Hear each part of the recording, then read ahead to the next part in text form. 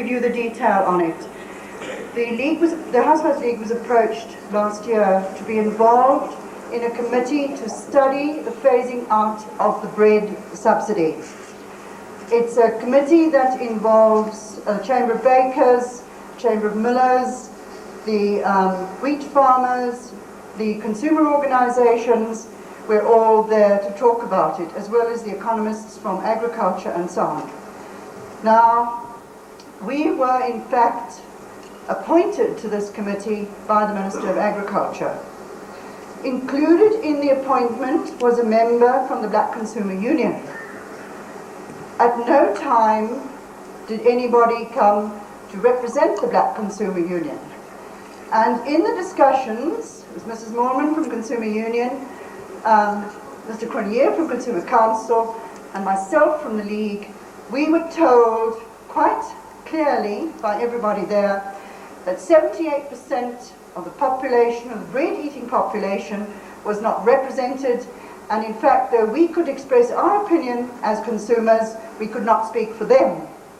When that first came out, the three of us, in fact, wrote to the Black Consumer Union, and we said, please, we feel it is very important, it's much easier to solve a problem before it happens than to try and change it after it does happen.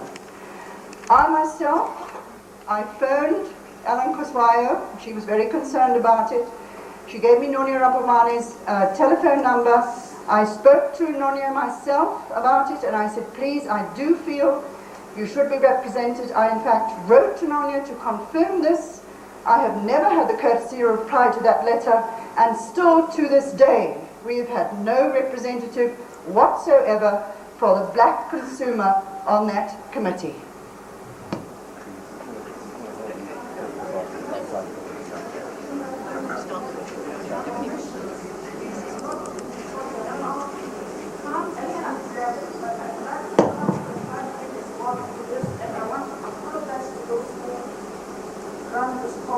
Because now we are going to waste time. Yes, and it has, I mean, we had no business to talk about this here. It should rather have been allowed to. Ellen, could we with you talk about this after the meeting? Is that acceptable? But it's been spoken in public. Can I ask the opinion of the conference here, if we could rather discuss this or outside the conference afterwards? There are obviously some very tricky issues there. Thank you. But I want, before that can happen, I feel that the Black Consumer Union and the Housewife League had no business. If they had any difference with us, they should have spoken to us.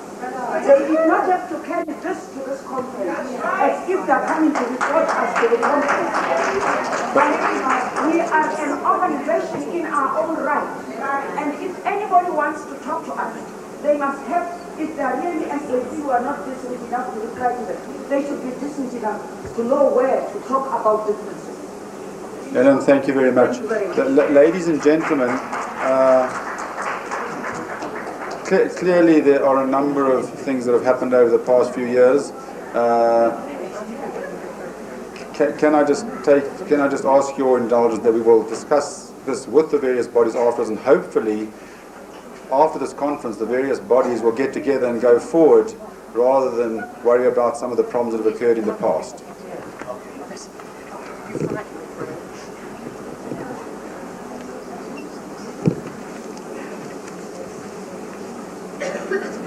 Ladies and gentlemen, I'm talking against the background of the last few minutes, which I'm sure we all regret very much indeed, and we hope that the differences between these organisations will be quietly ironed out. I'll tell you why as I go along. I was reluctant to come to this conference. I'm a card-carrying trade unionist. I have been for the past 47 years of my now nearly 60 working years, and I have, as is to be expected, reservations about the free market. I know from experience the exploitation of the worker by the employer, and I have of course more recently watched the exploitation of the employer by the employee, by the worker. I thought the free market meant privatization, which workers suspect means exploitation, unless and even if we do have worker share schemes, which are very reluctantly being introduced in South Africa. And I accepted Leon Louw's explanation that the free market was not privatization. And then I became very confused this morning because darling Nancy says it is. So if you're as confused as I am, I'm sorry. And maybe my original idea not to come would have been better. I felt I had better things to do. But I want to say, and I think it's important I say, that I was wrong. Despite all the little differences of things, these 2 days I think have been a very interesting experience.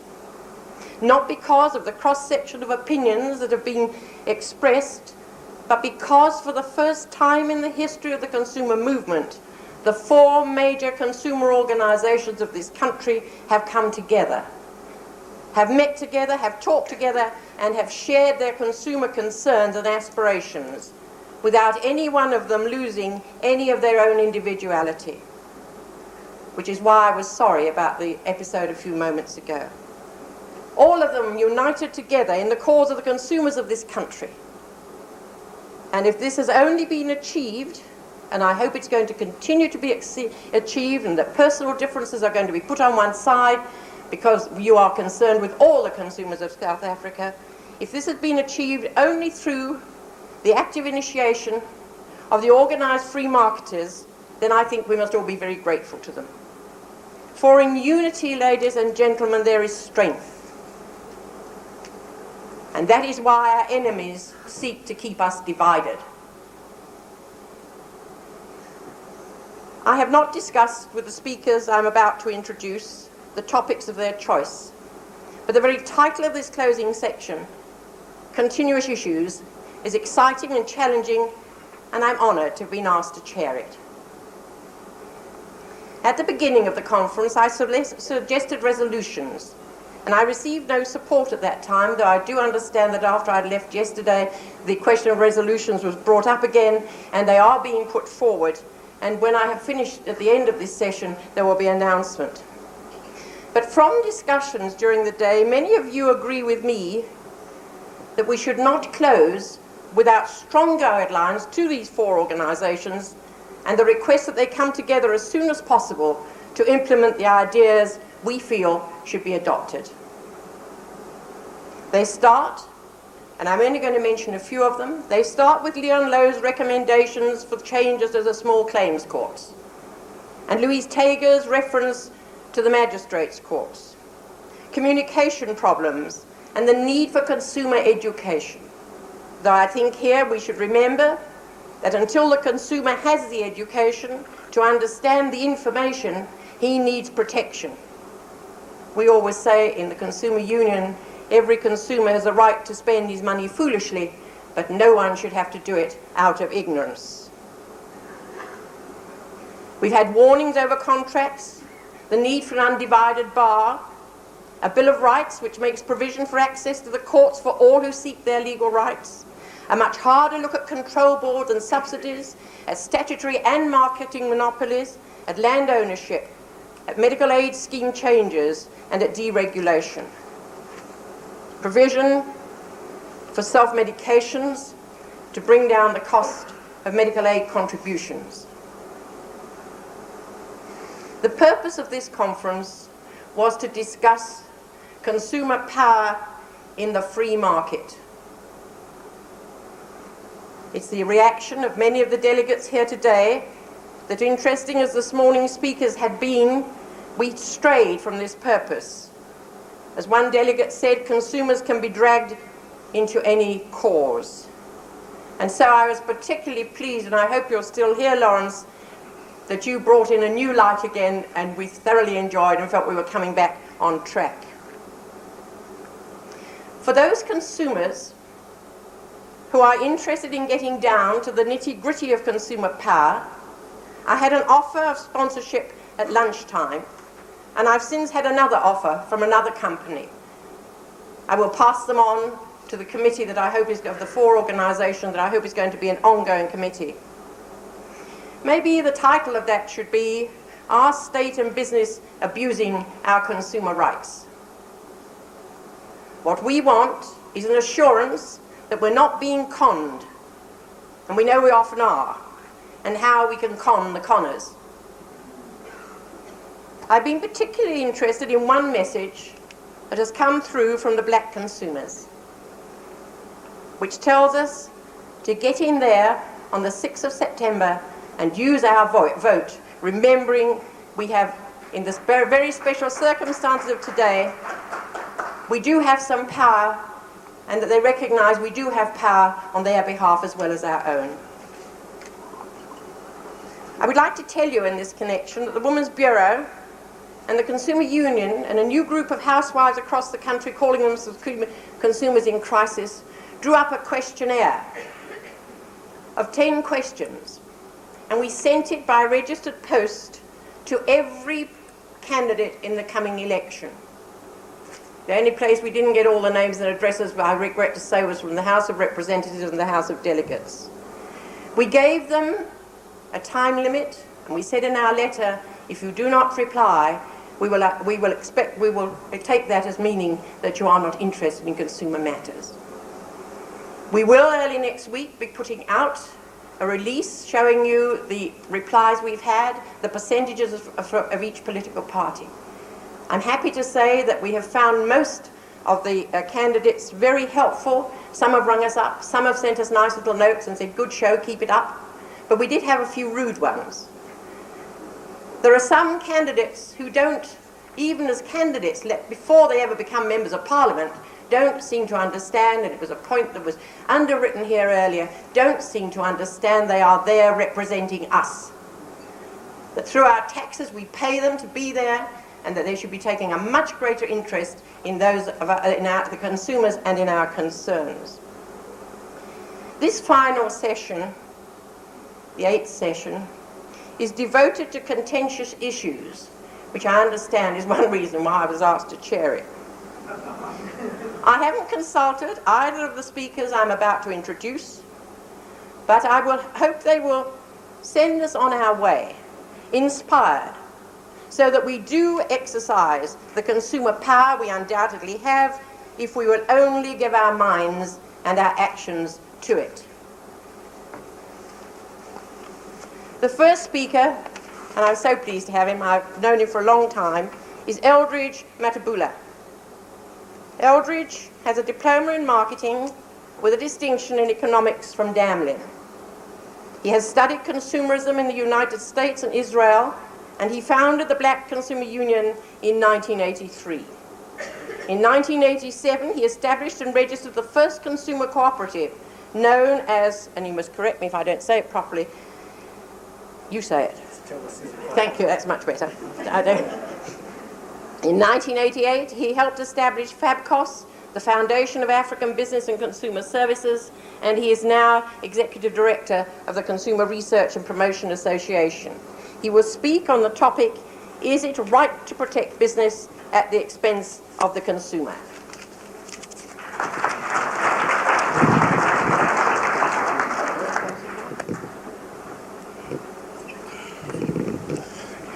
Thank you, Margaret. And ladies and gentlemen, it is indeed gratifying to see consumers of South Africa gathered here this afternoon to discuss broad issues that affect you as the final consumers of goods and services. I have no doubt in my mind that this is a historic moment which I would wish to be a permanent feature in our lives. As consumers, we need to stand together to fight against unjust in the marketplace. I am to address you this afternoon on what I term an abnormal state of affairs in any free enterprise. Is it right to protect business at the expense of the consumer? Of course, it is absurd for the government to protect business at the expense of the consumer.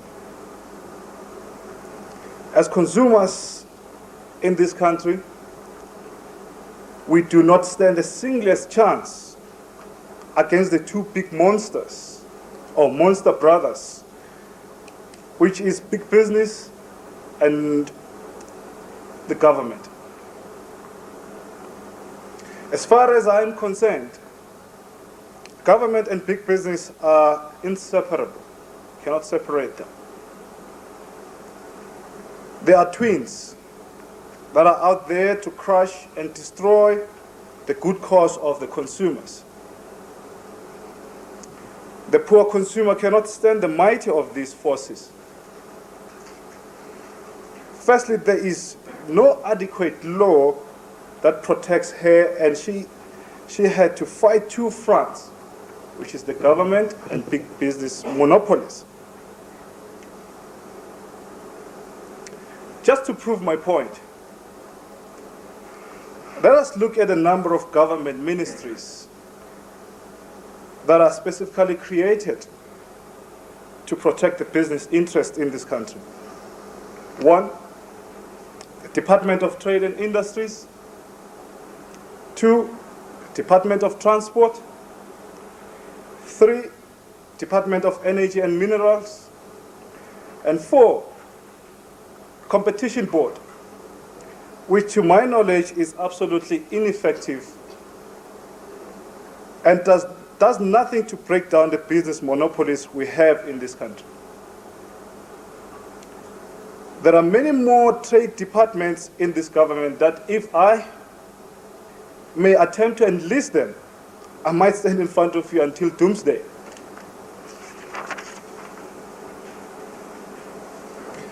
Now, where is the Department of Consumer Affairs? Nowhere to be found, let alone the Minister of Consumer Affairs. With these illustrations, it therefore goes without saying that the consumer does not have any meaningful protection from the government, but the business enjoys the best. It's not fair. Let us just look at the standard form contract. Writing in 1943, Frederick Kessler concluded that the contract law protects the unequal distribution of power in society by enabling powerful industrial and commercial giants to impose new feudal order of their own making upon a vast host of vassals. It is still the case that consumers are bound to contracts to which patently they do not agree, but which they are obliged to accept if they want the products and services normally taken as incidents of living in the society. The underlying philosophy of the law is that all members of society are basically free to enter contracts. And that being the case, they must take care of their own interest. The doctrines of contract law always been stated as applying equally to all. In practice, it has been business who have taken advantage of them. It's fairly obvious because they've got all the resources to do that.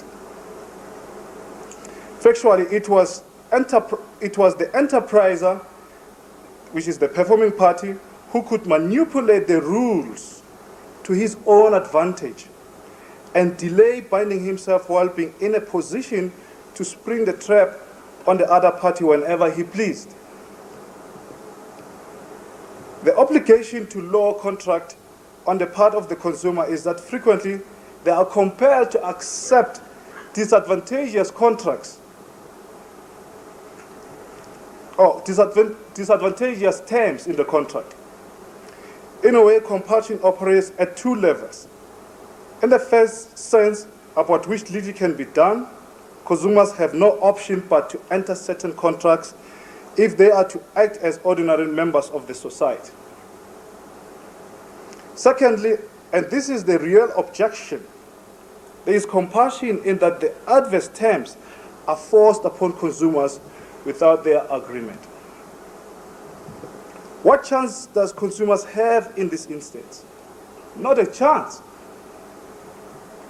In most cases, a common way in which consumers take the initiative when they are dissatisfied is not by enforcing their rights through the legal system, because they know they will lose against business. The only option available to consumers is to refuse to pay amounts which they do not believe are due. For example, they may stop paying credit installments on the grounds that a product is defective.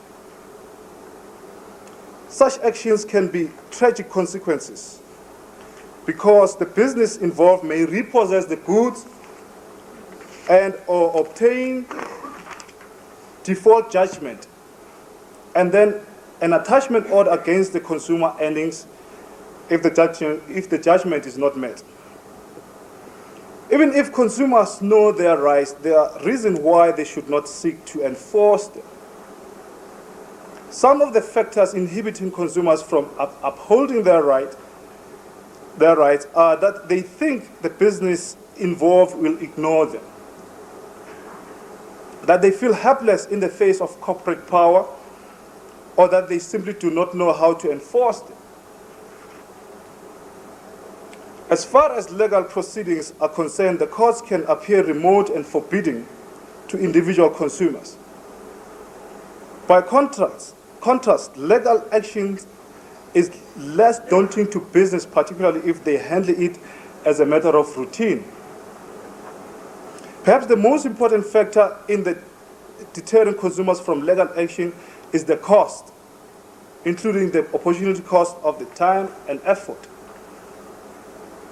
Many consumer problems involve small amount, and it is not worthwhile for consumers to pursue them. The American sociologist Caldwell carried out detailed surveys in the early 1960s and found that, as reflected on the title of his 1963 book, The Poor Pay More, surveys in South Africa would almost certainly show the same result. The question that had to be asked, why is this so? Part of the answer is to be found in the law and legal system. Largely due to the laws of this country, which are designed to protect the interests of business and the ruling class, black consumers in particular have suffered enormous losses due to exploitation by unscrupulous traders in the marketplace.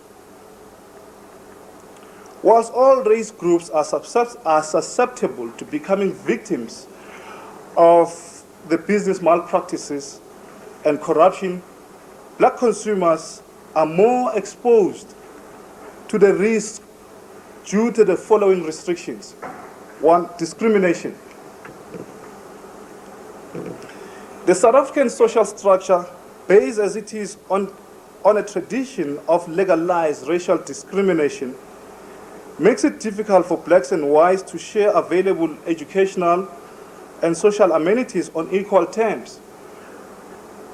Recently, we read in the newspapers that 2 schools in Johannesburg are to close down because there are not enough white kids to attend. The government is determined to close them down rather than accept black kids. That's the taxpayers' money down the drain. Black townships and villages with their poor physical infrastructure are in this respect cut off completely from the modern white South Africa. Now let us look at the poor shopping facilities, particularly in the townships. Largely due to the restrictive policies of the South African government on the development of commercial and industrial undertakings in the black areas, the growth of black business was severely handicapped and stultified for a long time. Black business is solely established to provide the essential needs of the black consumers. The absence of adequate shopping facilities in the black townships do in reality pose a problem to consumers who, in the final analysis, are either compelled to buy outside the townships at a great inconvenience to themselves, or to buy locally at prices that may not be, in all cases, be competitive. Now, who makes the law? Most consumers are not represented in the law-making body. In addition, they are not yet effectively represented in the lobbying process which takes place before the law is drafted. Two examples of this are the following. The Hire Purchase Act is designed to protect the consumers. It was designed in 1980. Oh, no, sorry. In 1980, it was replaced by the Credit Agreement Act, which is also designed to protect the consumer. While the new act does contain some improvements, it also has provisions that are to the disadvantage of the consumers. For example, the provision that agreements will be valid even if not in writing or signed by the buyer. One can be sure that the views of the sellers were represented at the lobbying and drafting stage. But who spoke for the consumers? No one. If there had been an effective voice, the law might well look different. Section 65 of the Magistrates' Court is a debt collecting procedure which often results in debtors being imprisoned. Since the 1983 Quantum versus Komani, it has not been possible for debtors to be imprisoned more than once. Now, creditors and their lawyers are pressing for the decision to be reversed. It is likely that this will happen. If consumers were effectively represented, this might not take place. In some places, the law is inadequate and needs to be changed. We need legislation to impose strict liability on the producers of products that cause damage. Once damage has been proved, the onus should be on the producer to show that it was not caused by his negligence. The example of this is the skin lightness. It has been proved by expert medical practitioners that hydroquinone substance in the skin lightness is the sole skin damaging ingredient. Various black consumer movements, together with other consumer groups, have been fighting tirelessly to have hydroquinone banned from the skin lightness. The pleas of these consumers fell on deaf ears. The Minister of Health and Population Development stuck to his guns that under no circumstances will he authorize the ban of skin lightners, because the producers of these products are, according to the minister, providing thousands with jobs, and they have invested millions of rands in these businesses. The minister, in favor of business interest, refused point blank to ban skin lighteners. Instead, after 1992, the hydroquinone will be reclassified as a drug and no longer a cosmetic. That's according to the Minister of Health and Population Development. Whereas we know very well that hydroquinone is a drug, but according to the South African classification, it is regarded as a cosmetic. It's then now that they're changing it to be a drug.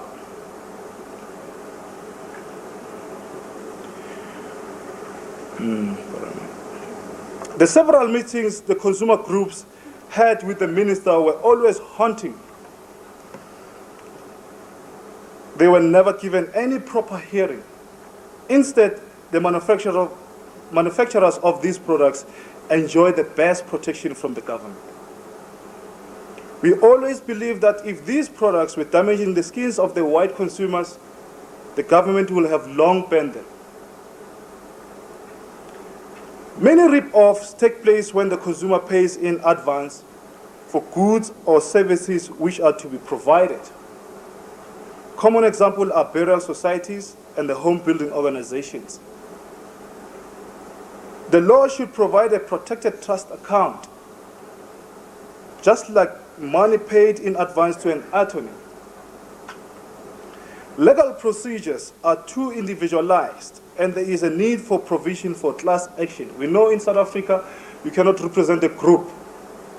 You have to represent yourself. And, it's very difficult because, most of the problems, consumer problems, are of group nature. So it becomes very difficult then to stand up in front of the government and fight the consumer issues.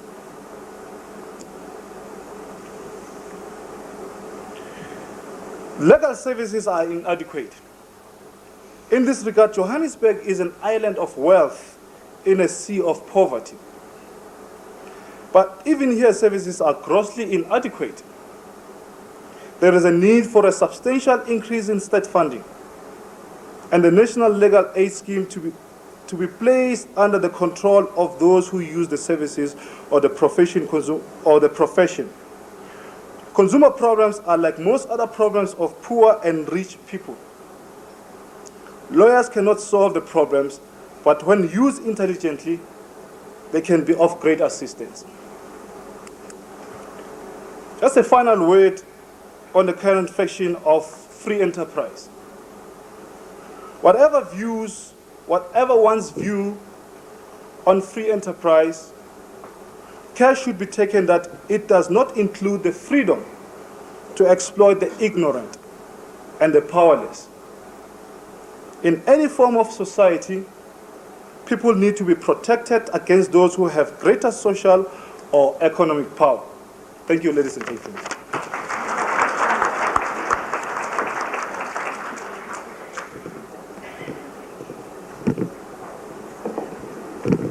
The matter is now open to discussion of the questions. We have 10 minutes and we should stick strictly to it. Please go to the microphone.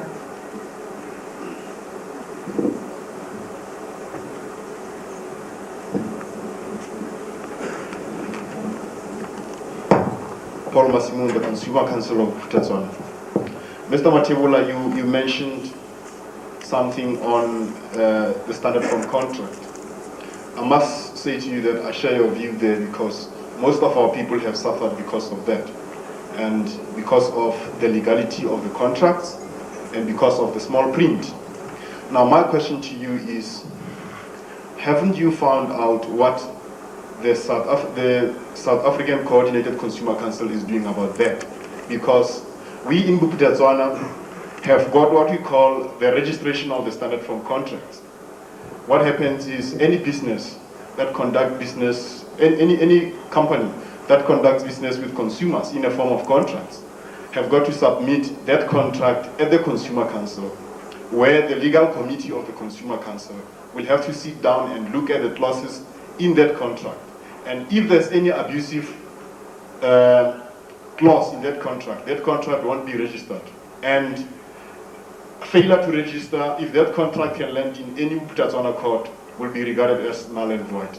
So my question to you is, what is the South African Consumer Council is doing about this? And my other question is, and this is not directed to you but to the organizers of this conference, I've looked around for the past 2 days, I've not seen anyone from the South African Coordinated Consumer Council. Is there any reason for that, or perhaps they are around, I didn't see them, or, can anyone explain that to me?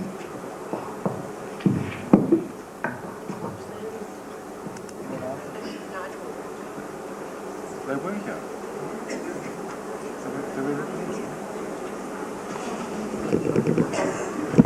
Well, I'm just waiting for him to go and say why not. If he has a reason, I do not know what it is, but I would say it's wonderful to know that you're ahead of us. And the more we can do and follow what you're doing. Thank you very much for telling us.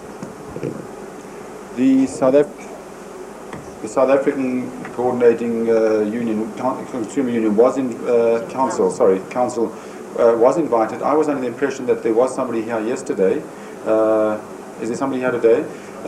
There's somebody present at the back there today. What is important, though, is that we had to take a decision that the organisers would be the voluntary bodies, but we did discuss the conference program with some of the people from the council. But there are representatives here.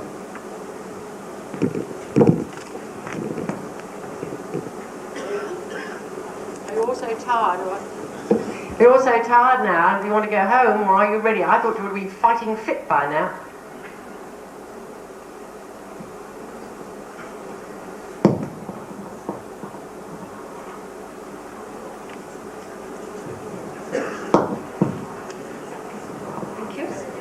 Phyllis Lloyd, National Council of Women. I'd like to ask Mr. Mathebula about the business of skin lighteners. I think in 1986 we passed a resolution at a conference asking for the banning of the sale of skin lighteners. In that we were supported by the Black Consumer Union, especially by Mrs. Tula, who I think then was a vice president. And at the time, that was when the hydroquinone was put on a different schedule. I understood that that would mean that hydroquinone could not be used in a skin lightener. Could you bring us up to date on that one? Is it still being used, in fact? Yeah, actually, the hydroquinone is still used in these creams. It was firstly 5% of it. The government authorized that it should be 5% and not more than 5%. And then at a later stage, the government reviewed it and they put it at 2%. And then the medical practitioners still proved that, even if it's 2%, it's still dangerous. It's still, the sole, cause of damage. So it's still at 2% at this point, and that's what the consumer bodies are fighting for, to have it completely banned. Thank you. I wonder if I might just add something here. We felt very strongly at one of the big consumer meetings we had in Pretoria that the way white consumers could help black consumers would be to refuse to shop at pharmacies which still stocked skin lighteners. And a woman got up who was a pharmacist at this big meeting, and she said we would do that. But what happens is that black consumers come in and ask for the product, and when we refuse to sell it to them, they walk out and they won't shop at our shop anymore. So there are all kinds of angles that have to be considered. But we are 100% in favour of the complete banning of skin lighteners, and we keep trying and keep trying. I'd like to make a comment on the skin lighteners. But first, just to say that I'm a member of the Consumer Council, as is the Vice Chairman sitting behind me, and there is somebody else here from the Consumer Council. But just generally on skin lighteners, at the moment, products containing less than 2% hydroquinone can be sold. And since the furor arose when the banning order was lifted and extended until I think it's the middle of 1991, some of the producers have stopped including hydroquinone in their products. I would think the best advice to consumer bodies who have not been successful in getting the product banned immediately is to keep advising people and warning people of the dangers of using the product. But I do detect that certain manufacturers are already changing the content of their product and are excluding hydroquinone.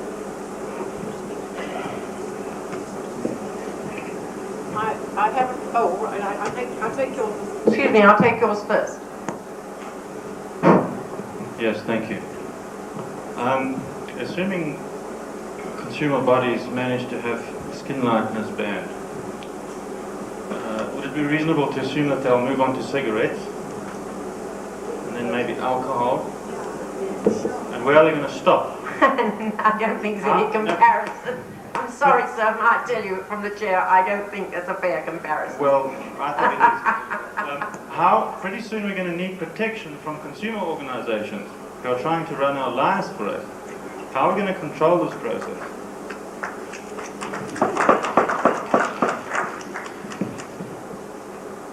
Do you want to be responsible for the disfigurations of black faces that we see time and time again? Or are you going to say they should have read the instructions properly? I think you're being very racist and insulting. Black people are not stupid. They know how dangerous things are or aren't. Smokers know how dangerous things are or aren't. Let the consumer decide. I resent the fact that you should suggest I'm being a racist. It's quite uncalled for, and I'm going to ask the speaker to reply to you. I don't think it is fair for you to talk like that and to make this comparison, because a person who smokes knows clearly that cigarette is dangerous.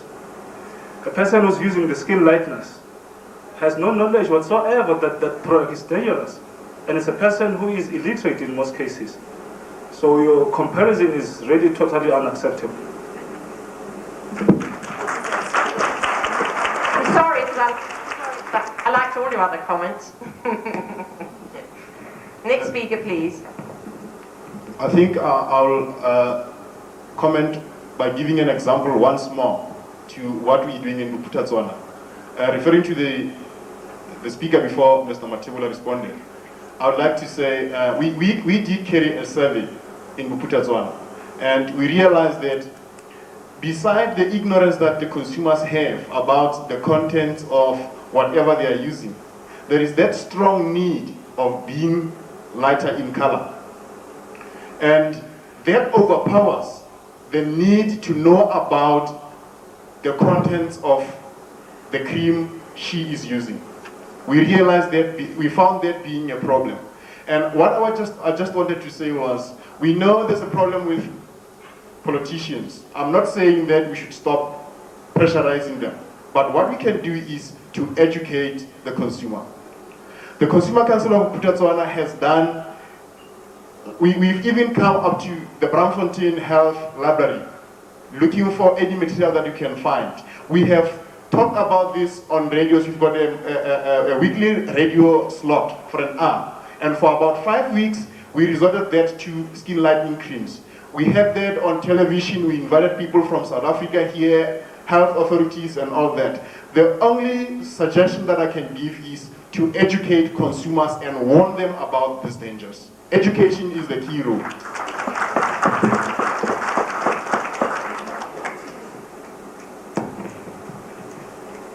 Thanks, Chair Lady and the speakers. In the morning, just before lunch, I said we need consumer education. And again, it's being stressed this afternoon. We can produce as many products and services as we can, but as long as grassroots consumers do not understand how to use those products, we are going to face the same problem we're having with this hydroquinone business. Please let us go back and address the consumer. Make the consumer aware of how these products are to be used or services are of help to them. Thank you. Is there another lady? Is another lady wanting to ask a question? And then I have one here written out. There's just one thing I don't really understand. I'm Mrs. Aledi Erasmus from the University of Pretoria. This morning we had a whole issue about over-the-counter medicines, and one of the remarks that was made was that the consumer isn't stupid and that he would know when to use and to sort of regulate the dosages, etc. But now when it comes to skin lightness, all of a sudden the consumer has to be protected. They said that one couldn't compare cigarettes with skin lightness, but surely you could cough syrups with skin lightness. So there's just something that's not understandable.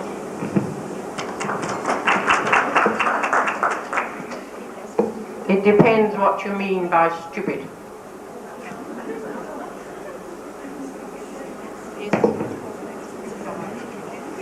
I had hoped that Mr. Mathebula had made the point that it is very unfortunate that the skin lighteners, are used mostly by people in domestic service, people who have hardly gone to school, people who are taken in by the behavior and attitudes of their employers in their industry of domestic work. And they think it's nice to smoke and it's nice to look a little lighter than they are. And you would understand the behavior of such people in that particular income group. So it is for that reason that we make a difference about those who smoke, those who drink, those who go and buy patent medicine of one nature or another over the counter, that those people are read enough, and I'm not saying these people are foolish, but they don't understand the implications of using these creams. And this is quite a different issue as from the normal issues of other commodities that are used from day to day. I have time for only one more, and then the question I have here. I'd like to address myself to some comments certain people out here in the audience are making. It's actually frightening when you get such attitudes from people who are less, sensitive to what's happening to some of the people in the population they live with. The whole consumer education is not something that's supposed to be seen, in a vacuum. It fits in within the whole social structure of a country. If people have a choice as consumers as to what products do they see fit to use, it's at the same time the society's duty to try and make it a point that those people, at least they know what they are using, much as they have the choice as consumers. But it's not all the time always where you find people, they make the right decisions when they buy those things. The whole thing about people trying to tend or incline towards being lighter than others, it goes with social conditioning. We have to look at, in terms of historical relevance of what's happening to black people and what role is there that they have to play in asserting themselves, with their color. If certain people are so unscrupulous in their trading nature that they look at this thing in terms of profits, then it's very frightening, that we are gathering here trying to address ourselves to these consumer issues when you get people such attitudes. The whole thing, it's supposed to be seen in its context, historically, and then people will try and understand what's been happening traditionally to black consumers. Thank you.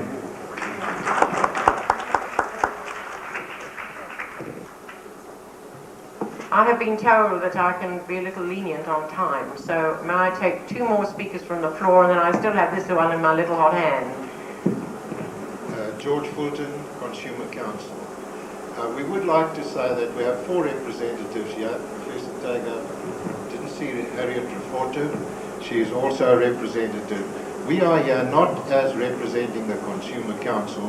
We are on the council, but we represent other organizations. And the council decided that we would not have official representatives, seeing that this was a consumer organization organized on a different basis to what we would have done it officially.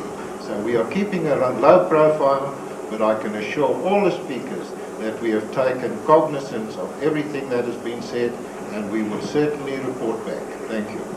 Thank you. If I don't say this in a minute, I'll give you a chance in 1 minute. There's one here. Should large, white, in inverted commas, supermarkets be allowed to enter the black urban areas and let the black consumer decide whether to buy goods from them or from the small shops?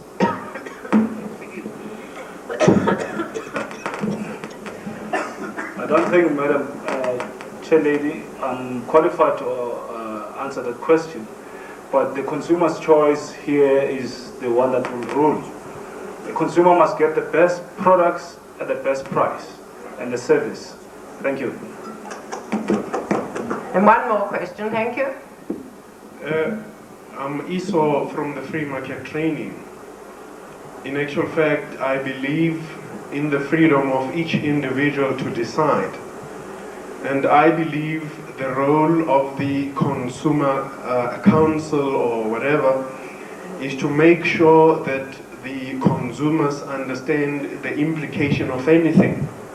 Now, if we are going to start saying we are going to ban this, we are going to ban that, we are going to ban that, we are going to end up with a situation where everything is going to be banned. In the process, there are so many other chemicals, except the ones mentioned, which we are using in factories to manufacture different products. Now, if we are going to be banning everything because it affects the black consumer, I'm a black man, I know to have anybody change his whatever God gave him, it's affecting me, but I tend to get scared if we are saying we want other people to be policemen of other people, to ban this and ban that, because ultimately we are going to end up banning everything. And the freedom that we say we want, then we are going to be removing it. The fear here is, I believe the main function of the consumer bodies should be to make sure that they educate everybody to see the dangers of everything. And in a way, to try by all means to, either by radio, by any publication as possible as they can, try and educate as many people as possible to make sure that in making their choices, there are going to be some dangers. And in a particular product, there are certain dangers again. Apart from that, I believe even manufacturers of certain products must make sure that they are making as much information available to the public. And then if they don't, I believe if we have consumer bodies, those consumer bodies must be coming out very strong and making sure that the public are aware that certain products are released which are in the market, and those products are dangerous.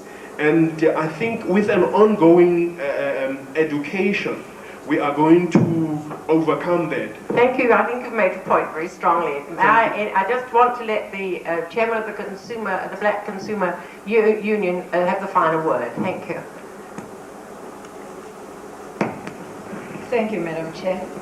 I just wanted to add to the hydroquinone issue that the adverts that go with the creams really influence consumer to go to use these creams that have got this hydroquinone content.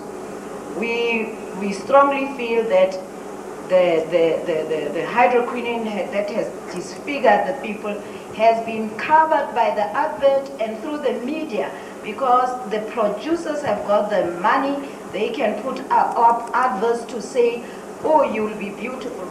Which woman doesn't want to have a lovely skin? We have used these creams with hydroquinone in the past, even us who are literate, who could read, because you were given the impression that by using that cream, your skin will be softer, will be lighter, you will look prettier. So we are working against the adverts. Thank you. Thank you.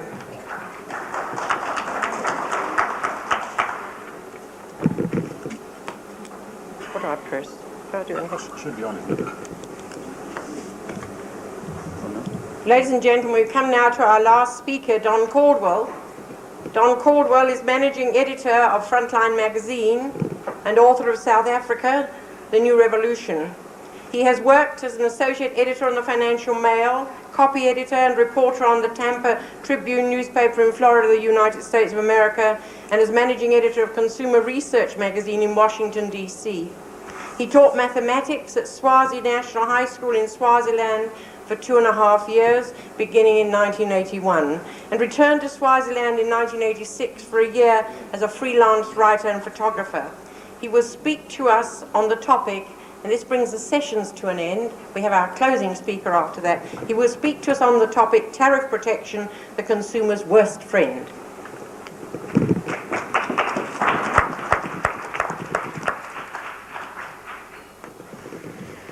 Swing this over.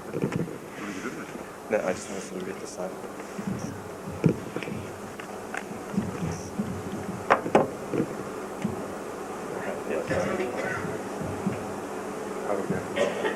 Can you hear me in the back? Good afternoon.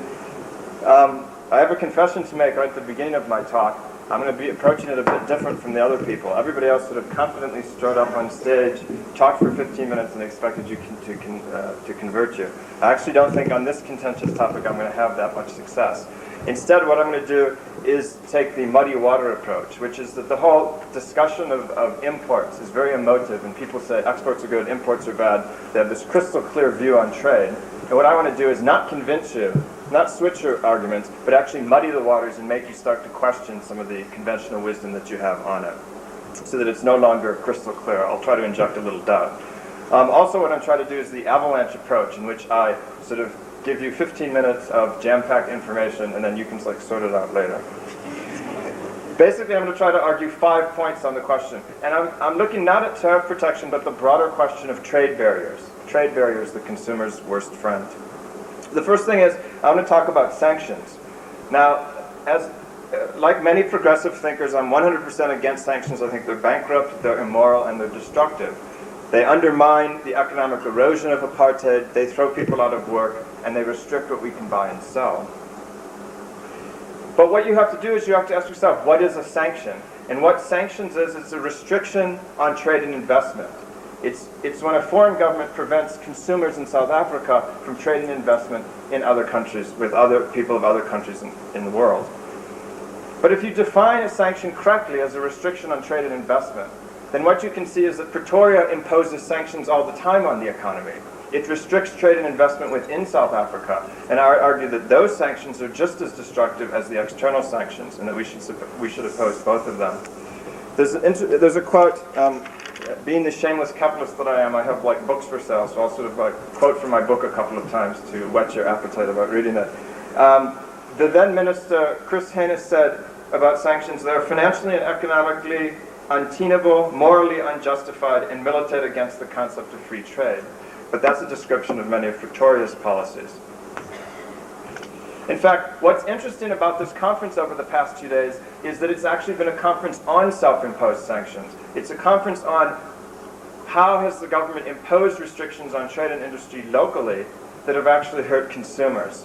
And whether it's, as Mark Swanepoel talked about, the destruction caused by the Reserve Bank in debasing the currency and causing boom-bust growth with interest rates, whether it's the fact that blacks cannot own land in most of South Africa, one of the worst sanctions that Pretoria imposes on the economy, whether it's the fact that hawkers can't sell meat, and the list goes on and on and on. What was interesting was in October of 1986, the US Congress passed a sanctions package on South Africa. And one of the sanctions was that the goods that are produced by parastatal corporations in South Africa, and they defined these as any company that was either subsidized or owned by the government, couldn't export to South Africa. And the list was 154 names long. And some of these, again, if I can dip into my book, among the various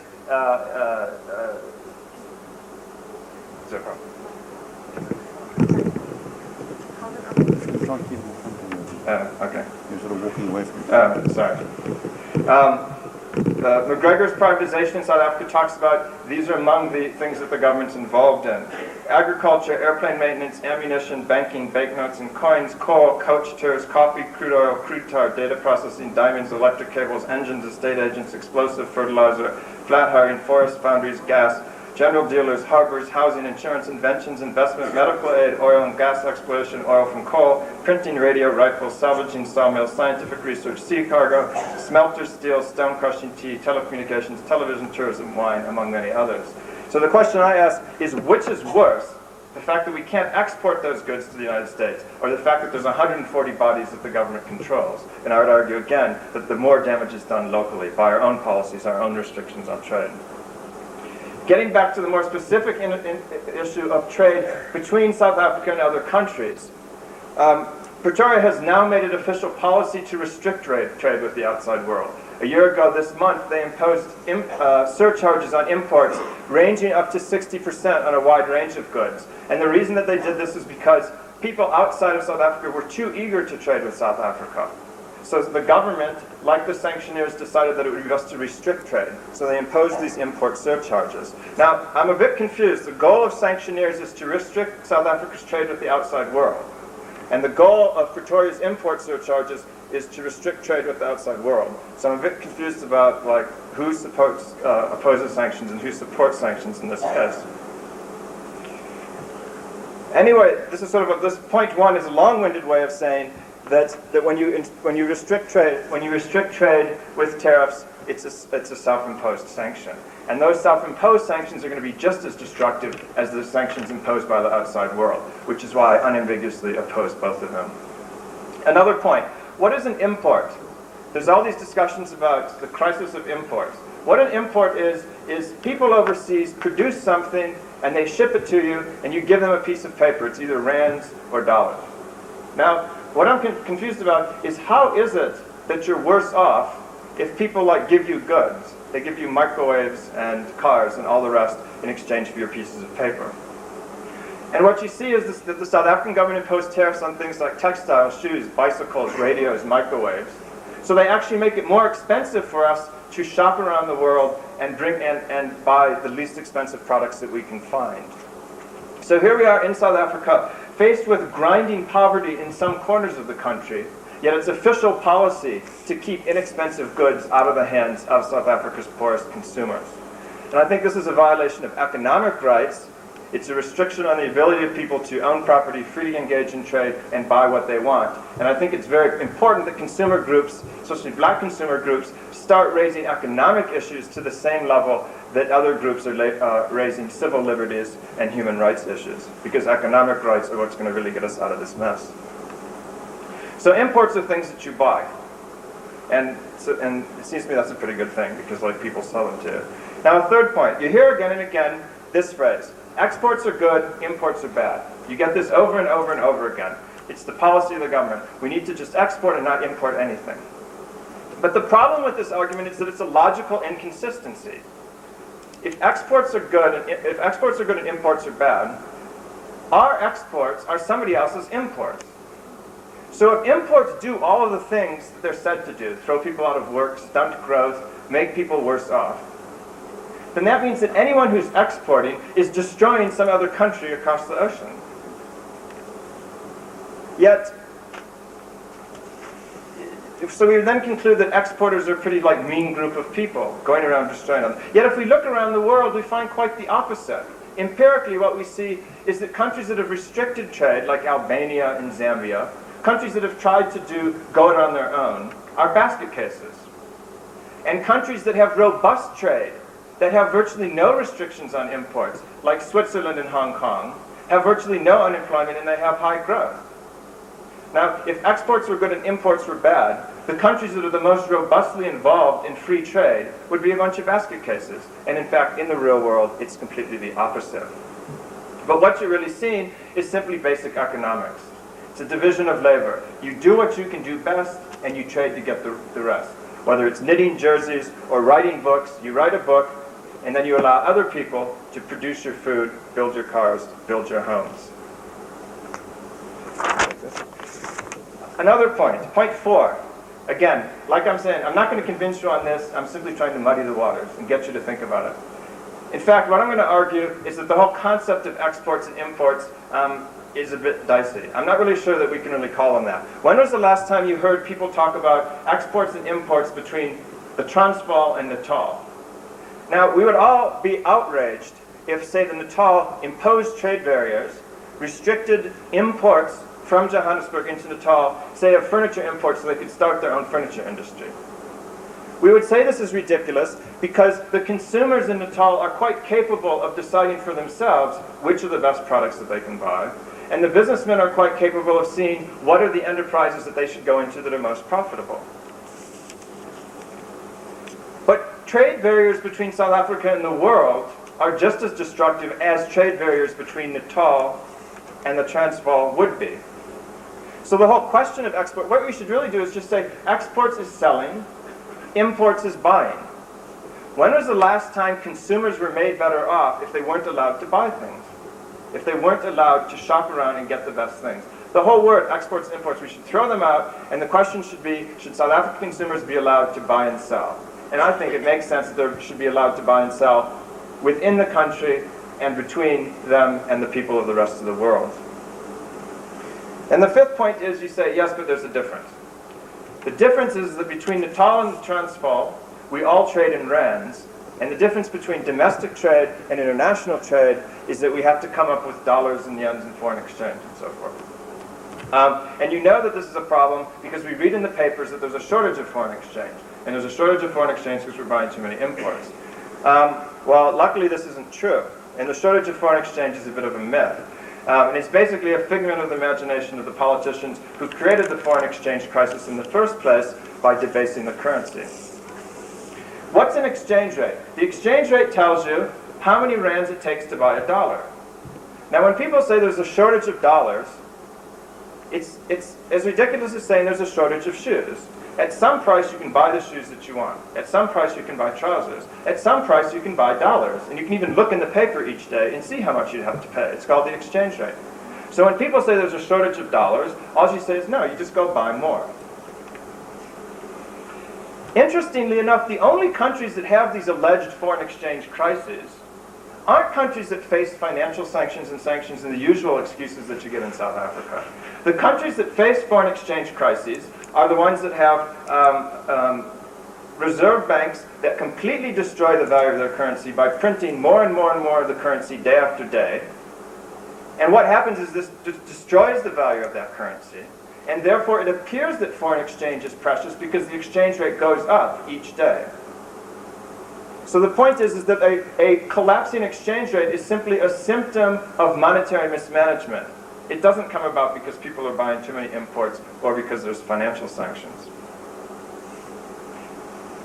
Countries that don't have foreign exchange crises are countries like the United States. In the US, you can walk into a bank and buy all the pounds and yen that you want. You just go to the bank, you give them dollars, and they give you the other one. Now, the reason that there's no shortage or crisis of foreign exchange in the United States or in Western Europe is because they rely on the price mechanism. They simply say, allow the market, allow the exchange rates to freely float, and you'll be able to get all the foreign exchange that you need. And of course, in South Africa, we should be no more surprised that we have a foreign exchange crisis than in Zambia, where they print more and more and more kwaches each day, and we print more and more rands each day. And as consumers watching your purchasing power disappear, you've probably heard the story about there's a ceiling on South Africa's growth, that we can only have 3%. There's a limit of 3% on South Africa's growth because of external sanctions. The argument goes something like this: if the economy grows fast, we have a propensity to import, so we tend to import a lot, then we'll run out of foreign exchange, we'll default on our debts, we won't be able to buy spare parts, and the economy will collapse. Luckily, this ceiling, in fact, doesn't exist. The reason that it's been brought about is, and it's a very dangerous myth, because a lot of people therefore conclude that if we want higher than 3% growth, what we need to do is restrict imports. We restrict imports, and then we'll be able to have high growth. But in fact, if you restrict imports, you'll simply be amplifying sanctions, not easing their pain. There's a few reasons why there's this sort of alleged forex crisis and this alleged balance of payments constraint. And the reason that the government uses it, there's basically three. One, it's an excuse to meddle. If the market just does fine, if a free market does fine, then you don't need government intervention. So they need to come up with crises to justify the fact that they will then come in and cope with the situation. The other thing on this particular issue is that it hides the fact that the Reserve Bank's mismanaged monetary policies are at the root of the problem. And so by putting the focus onto sanctions and imports, they ignore the source of the problem, which is that the intrinsic value of the rand is being destroyed by the Reserve Bank. On the question of the politicians using it as an excuse, luckily, whenever I have to give a little talk, I just go into the paper the day before and I can find all the anecdotes I need. And this was Chris Stolz, the new governor of the Reserve Bank, and he said, while he's in favor of the free market system, its constraints make intervention necessary, especially in the foreign exchange market. And you as consumers should always get very nervous when you see that intervention is called necessary by a politician, because it probably means they're going to be dipping into your pockets. The third reason that they like this alleged 3% limit on growth is quite simple. It's an excuse for why the economy isn't growing very fast. Instead of taking the blame for low growth, they say, well, we can't grow any faster because of sanctioners and outsiders and international bankers and all the rest. They're to blame. And what I would argue is that it's not. It's homegrown incompetence. It's the policies, the sanctions imposed locally that keep our growth below 3%, not the evil sanctioneers and international bankers. Many people outside of South Africa do want to trade. We can see that. This is why the government restricts the trade with tariffs. And many people inside South Africa would like to trade, but they're restricted by the whole web of rules and regulations that the government has imposed on the society. You know, it's not outsiders who scare off foreign investment with high and rising taxes, by increasing GST year after year, by having a steeply progressive personal income tax, by putting a 750 million rand loan levy on companies.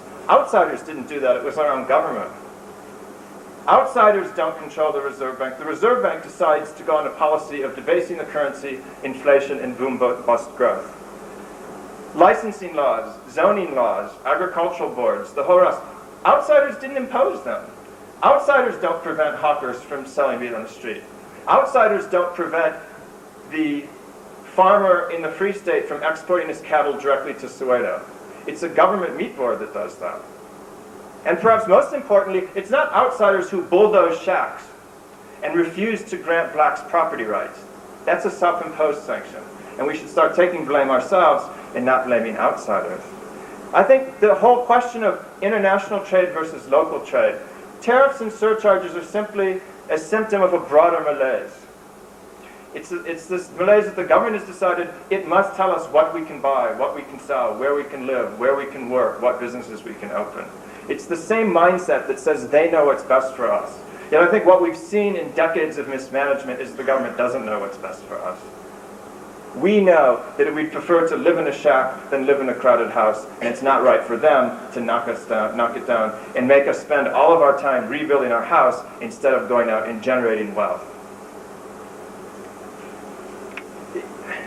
Looking at it from a broader point, it's quite simple. The problem is that the government looks around and it sees 30 million blacks in South Africa, and it panics. It sees 30 million blacks as a problem. It says, what are we going to do with this mob of people? Do we round them up? Do we put them in jail? Where do we put them? On the other hand, you have these kind of sort of white liberal social democrats types. They see 30 million blacks, and all they can think of is, this is 30 million welfare cases. How am I going to find time in my busy schedule to look after 30 million blacks? Those of us fighting for economic freedom, which is free markets, individual liberty, and property rights, take a very different view. What we say is that 30 million blacks in South Africa are workers, consumers, and entrepreneurs. And if we unleashed their skills, and if we treated them with dignity, and if we gave them full human rights, including economic rights, then we'd all be better off. What we say is, let's drop the trade barriers, not only between South Africa and the outside world, but within it. Give free trade and enterprise a chance. Empower the consumer. And what we would find is that with the right policies, we could find not that we're suffering under falling living standards amid repression, but that we're enjoying rising prosperity amid freedom. Thanks.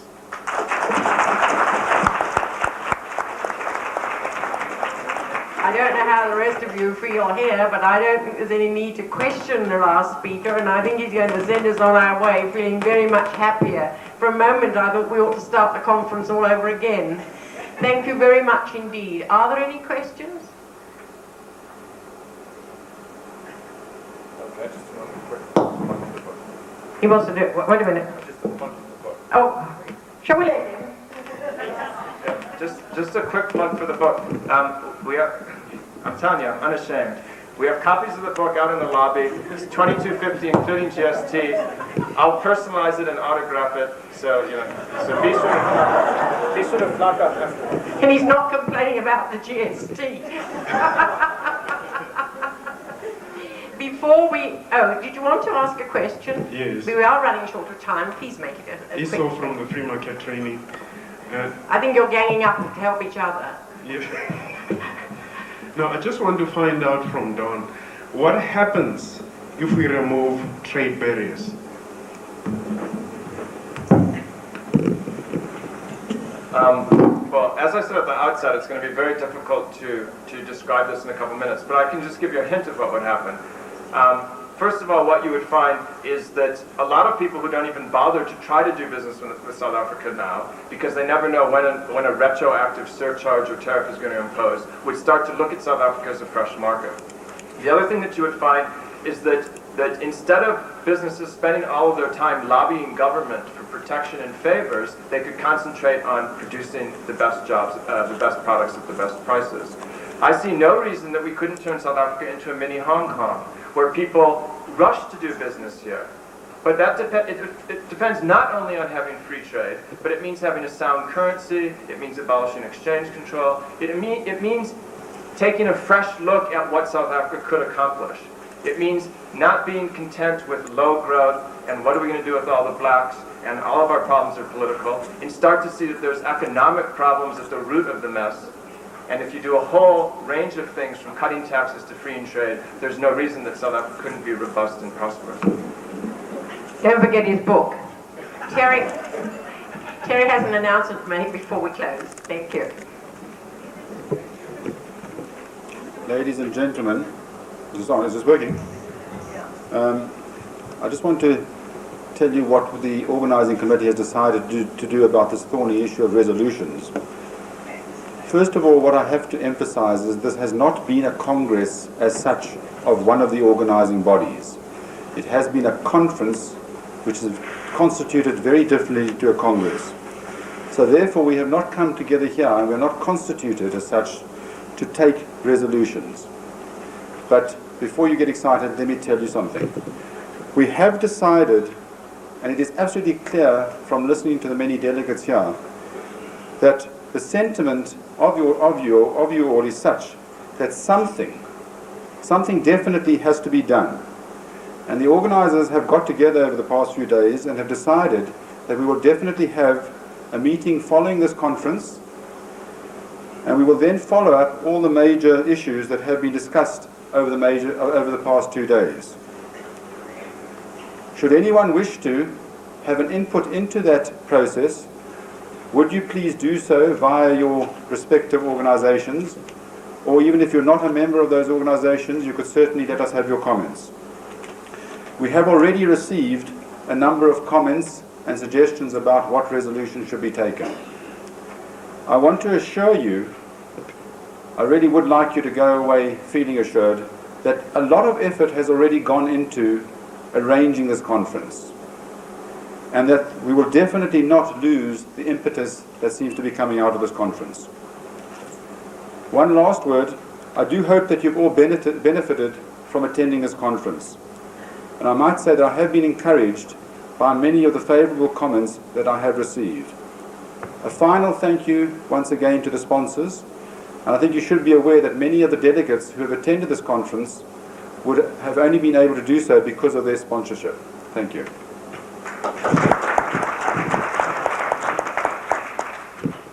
As the chairman of the final session, I would, on behalf of all of us, like to say thank you to all those involved in organising this 2-day meeting. I said earlier, I'm glad I was here, and I'm sure every one of us has found it very well worthwhile.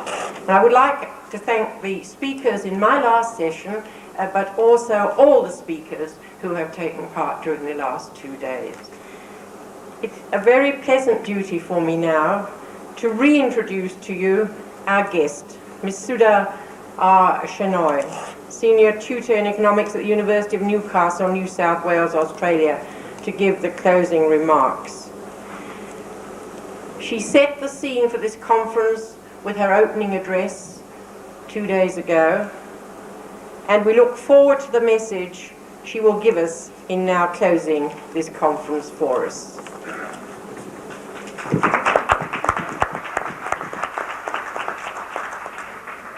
Right. Thank you, Madam Chairman. Friends, I began at the opening of the conference by stating 2 texts to which I would speak. Consumption is the sole end and aim of all production. Consumption is a fact. And secondly, that the interest of the producer should be attended to only to the extent necessary to promote the interest of the consumer. What we have seen in the course of these 2 days, in some detail, is what happens when this last principle is violated, and this last principle is not followed properly. Statutory monopolies and other interventions are always defended because they make life easier for the producer. Any intervention is always defended on that ground. Makes life easier for the producer. He's saved from losses. He's rescued from the discipline of losses which he would otherwise suffer. Point, however, is to make life easier for the consumer, not the producer. It doesn't follow that if you make life easy for the producer, things are going to be all right for the consumer. If the consumer is to benefit, life must be made very difficult for the producer. Life is made difficult for the producer when that producer has to face the losses resulting from consumers refusing to buy. Okay, now, second point, which perhaps is included in what I first said, consumption is the sole end and aim of all production. I don't need to own the various companies that produce the goods and services that I buy. I don't own Nissan. I couldn't afford to buy a share, I don't think. Nevertheless, that company produces cars for me. I don't own Woolworths, but Woolworths certainly produces goods that I buy. Similarly, for any small shop, the customers don't own it, but the shopkeeper produces what they would like to purchase. So the shopkeeper supplies them with what they would like to purchase. Where do we find this principle being violated again? It is in that sector where we pay taxes. I pay taxes to the government, but there is no way I can control what the government does with the taxes that I pay. Taxes are paid to the government, and it is precisely in the areas out of which supplies are financed from taxation that we have all the complaints that we find arising. The complaints that we find, that we've been talking about the last 2 days, the problems. Education and housing and health, 3 areas where we have seen considerable problems, not only in this country, but in every other country where taxes pay for education, taxes pay for housing, and taxes pay for health. The National Health Service in England, the nationalised hospitals in Australia, the education system paid for out of taxes in Australia, in England, in any other country you care to look at. The areas where we have success, where producers meet consumer demand, are those areas which have been removed from tax finance, where we have deregulation. As someone once said, the public sector is that part of the economy which the public does not control.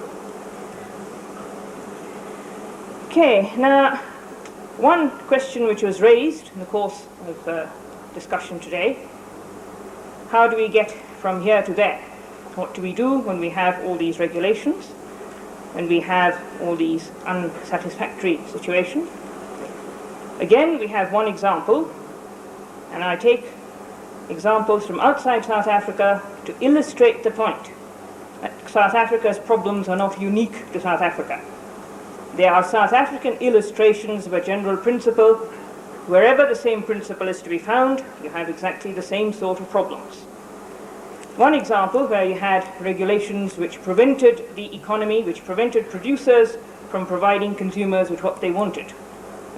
Economic exchange amongst people was prevented.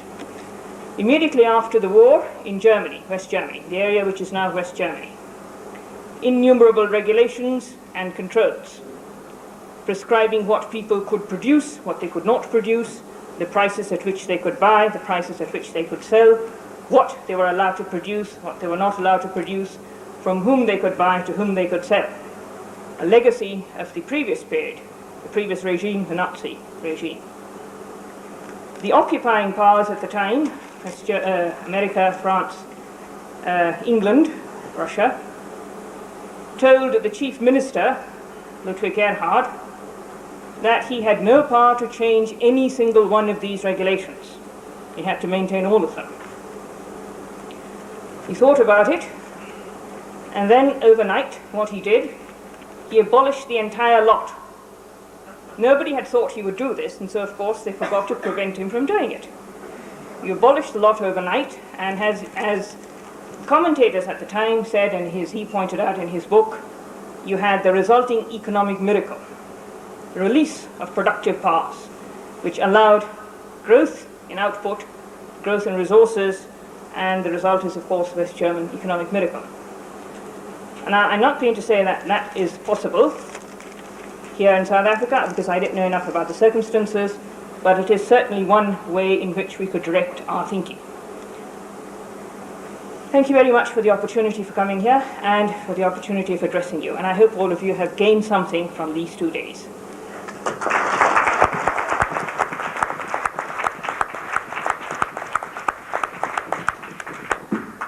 I'm sure you would all want to stand and thank very much the speaker who's been so refreshing and put us in such a nice context.